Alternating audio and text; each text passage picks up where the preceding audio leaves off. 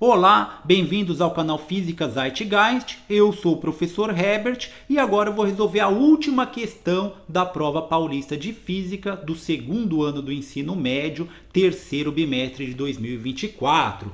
Então toda a prova aí falou de eletromagnetismo, que é o conteúdo do terceiro bimestre do segundo ano, e agora essa questão, ele dá um textão ali, e ele dá a fórmula, então ele fala que vem um elétron com velocidade constante, aí na imagem dá pra gente ver melhor ali, Então tem um elétron com velocidade constante, então ele está indo nessa direção. E aqui tem campos magnéticos, tem o campo magnético, na verdade, com várias linhas de campo, que é representado por essas linhas vermelhas, e é um campo magnético constante.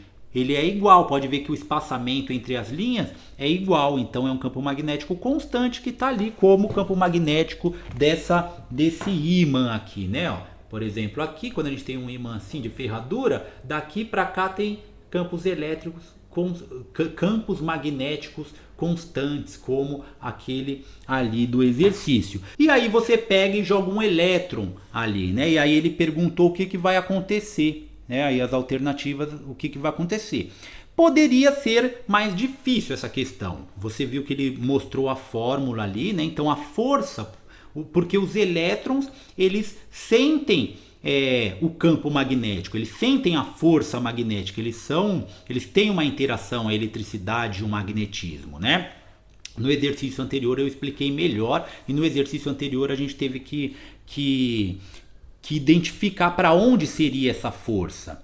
Agora, já nesse exercício também a gente teria que identificar e até calcular quanto será o valor dessa força, Será que o elétron vai parar? Será que o elétron vai acelerar? Será que ele vai para a direita, para a esquerda? Então, isso que a gente teria que analisar aqui. Porém, ele não deu nenhum valor.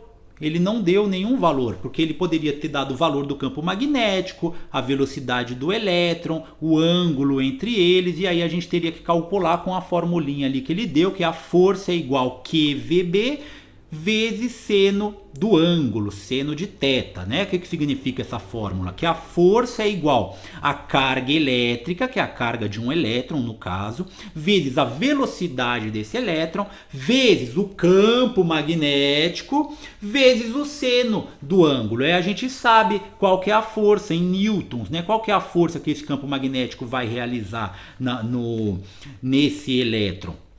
Só que no caso ele nem deu nenhum valor, aí é bom que não atrapalhou a gente.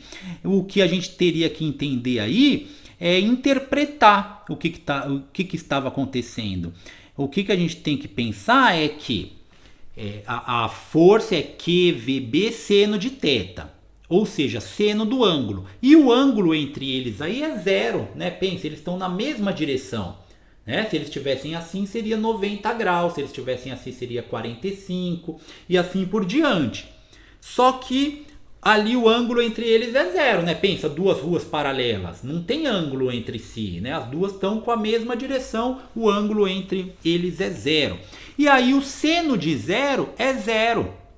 E aí que você mataria essa questão aí, seno de zero é zero, e como ali é uma multiplicação, Q vezes B vezes V vezes seno de θ, tudo vezes. Então, o zero zera tudo, qualquer número vezes zero dá zero. Então, tudo que, independente da carga, independente da velocidade, independente do campo magnético, você multiplica pelo seno de zero, que é zero. Então, você multiplica por zero, então deu zero.